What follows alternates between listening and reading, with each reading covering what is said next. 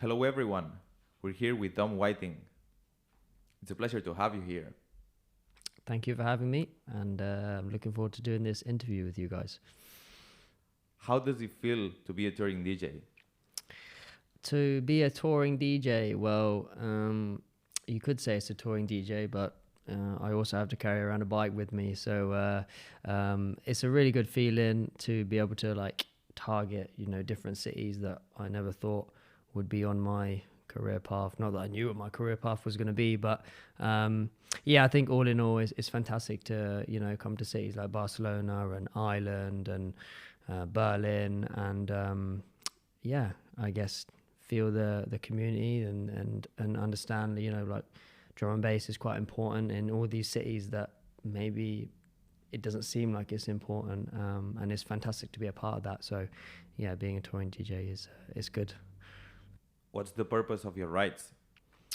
The purpose of my rides, it's a question I'm asked quite often, to be honest, and I think the more I do them, the more I understand that it is important to have something random and crazy like this, because there isn't anything like it. And one thing I have taken, as well as it helping people's mental health and all these other health benefits, is that actually, I don't know about here in Barcelona, but the raving back in the day, like probably before the 2000s, it's supposedly, I'm being told by those era of people, that this is what I used to feel like, back then, and back before clubs were around, and back before, even festivals and stuff. So, yeah, I think that part of it is quite an important element, to still have those people that were born 30, 40, 50 years ago saying this is what I felt like when I was 20 years old. So yeah, I think that's quite a main part of why I'm still doing it. Was it tough to learn to mix on the bike? Was it tough to learn to mix on the bike? It was. I've always ridden a bike, to be honest with you, whether it was riding to school 6-7 miles away or just going to the shop. But yeah, it was quite difficult, to be honest. At first, I'd say only the first one or two times it was difficult, because obviously there's two wheels, a cargo bike, so there's the basket on the front. And when I first got on that bike, when I went and bought it, because it was like 600 quid off some geezer, he pulled it out of his garage. I got on it, and this is with no decks on it. This is just as the bike was. And as I went to steer right, I literally fell off it, because your I don't know how to say it in Spanish, but your equilibrium is it's all off. It's like you don't know. It's like you're on a boat, but you can't really control it. But to be honest with you, after that first time, and then when I put the decks on it, by the time I actually did the first ride, I had already messed around with the bike so much and road tested it and all this, that it was easy. So a couple of times, and that was it. Could you say in just one word what drum and bass means for you? Drum and bass means for me, in one word, probably you'd think it's an easy one, but I couldn't really tell you what drum and bass means to me in one word, because I think the angle of how I've even got into drum and bass was more about the music than drum and bass. So I think music is an important part of our life, so I'd go with important. A song that you try to convince yourself that you don't like it?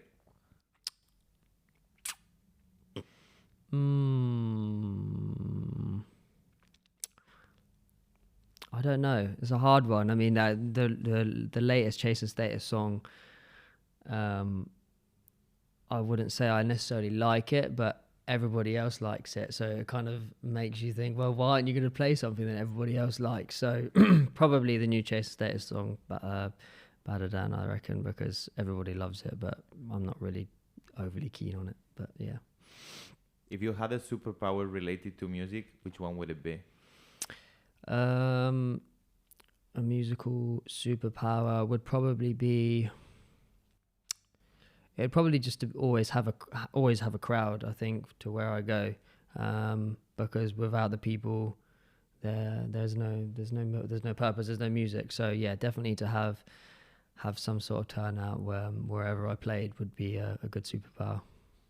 How do you connect with the crowd during your rides? I think um, connecting with the crowd during the rides. I think just sort of being there and having a presence amongst being on the road, and there's thousands of bikes. You sort of gain that sort of anonymous connection there, because you don't know anybody, like you don't know anybody around you. And I just think that amazing side of it, of doing something that really you shouldn't be doing but you can do, I think you create something that's kind of will live in that person's mind, and maybe even my own mind forever, especially if I come back to a city. I'm like, oh, this happened here at that time. So I think, yeah, just being in the moment, on the road playing music, would definitely be a great connection. Let's talk a little bit about your career. How do you feel about tonight's gig? So yeah, tonight's gig will be my first show in Barcelona, my first club show in Barcelona, and yeah, I'm really excited for it, to be honest, because I didn't think we would be able to even sell as many tickets as we've done, and yeah, it was a fantastic ride. So it's great to come back and have a little bit of a, it's not a ride, but it's a club. So it's good to come back to the city. And yeah, it's my birthday in a few days. So we're tying the two things together, and yeah, it'll be good. How many people attended the rides? So in 2022, I think we had about 2,000 people at Drum and Bass on the Bike, Barcelona. And then this year, I'd say we had the same, maybe slightly less. So yeah, always an amazing turnout, bigger than the UK ride. So yeah, that's saying something.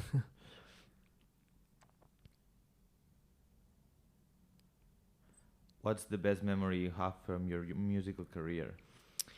The best memory I have had from my musical career, I'm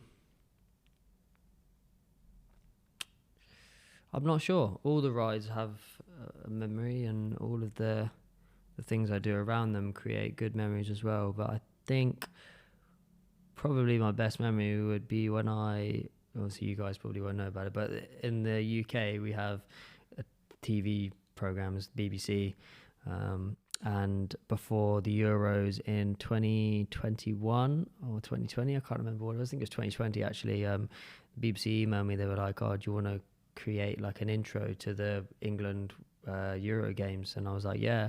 So yeah, I featured on two of the Euro games, which was, at the time, I didn't really think, oh, it was cool, just one of those things. But now I look back on it, I think, you might not get those opportunities again. Like somebody just pop up on your email to say, do you want to be on TV to 80 million people? Like, and back then I was like, yeah, let's do it. But I think, yeah, that was definitely a highlight of my career, was being presented in that way on TV. So, yeah. How do you feel about putting 2,000 people out in the streets in Barcelona? Yeah, so Barcelona was, or is, the furthest Drum and Bass on the Bike has travelled. So to have 1,000 people would be amazing, but to have 2,000 people, just on the streets partying, yeah, it's definitely gonna live in my head rent free for probably the rest of my life. Do you have plans to come back in the future? Definitely, I'll be back to Barcelona. Obviously, we're back today and for the next few days, but I think it's probably going to be part of my yearly calendar, because yeah, it's just so amazing. And yeah, now we've got a club show. I'm hoping we can repeat it as well into next year, and yeah, as well as the ride. Do you have rituals before hopping onto the decks? Rituals. Do I have rituals? Rituals on the bike or rituals in the club, or both? Whichever you prefer. I've got no way of doing anything before I get on the decks, because normally if it's on the bike, you don't even have time to think about anything apart from, is everything working? Is this speaker? We've got like 25 speakers. Like, is this one working? Is that one working? So I guess that's maybe a ritual, but a ritual that I don't have control over. And then for the club side, no ritual, just hopefully people turn up and grab a ticket, and yeah, we sort a few tunes out, but nothing in particular. It would be nice to have some time to actually prepare a set, because these days, obviously I've got today and yesterday, but I spent yesterday traveling, and I don't really always get time to actually prepare a set. So I think maybe next year I'll put a ritual in place that I actually sit down and prepare a DJ set. So yeah. Where would you like to see yourself in 5 years? Um, I don't know really. I don't know where drum and bass on the bike sits in 5 years. I don't know where I sit in 5 years. I think a lot of that does depend on other stuff that's going on around me, not necessarily what I'm doing, you know, what the world is doing. You know, are you going to be able to travel into this country without paying, or are you going to be able to fly without showing a pass? I don't know. It's going to depend a lot on what's going on in the world as to where I will be. Obviously, I would like to still be riding the bike, but I think as time progresses and as more things happen that are out of our control, it's probably going to hinder what I want to do. You know, I want to go to the USA, I want to go to New Zealand, but all of these things obviously cost money to do just to get there, and everything's costing more money. So yeah, we'll see. I'd like to still be on the bike, and I'd like to be in all those places, but it does depend a lot on what's going on around us. Which are the biggest difficulties to put the rides on the streets? So there's many difficulties with putting the rides on. Again, it's country related.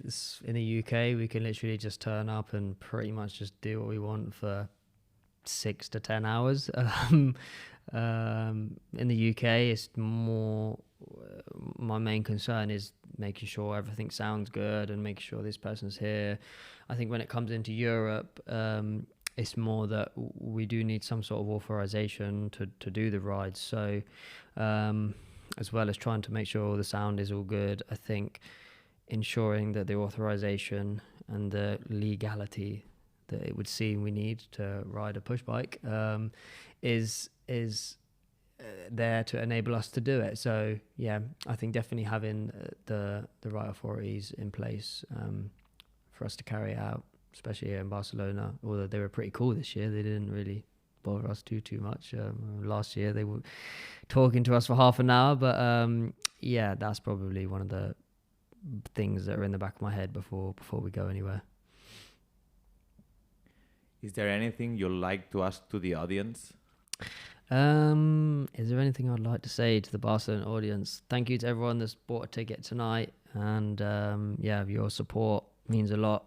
It's a lot more than you think it is, just buying a ticket to come and see me and the guys that are on the lineup play. And I'm 99.999% sure I'll be back in Barcelona next year for a ride and maybe some more club stuff. And yeah, thanks to D&B Barcelona for putting on this interview. It's been a pleasure to have you. Remember, everyone, we'll see each other tonight at Sala Wolf. Yes, amazing.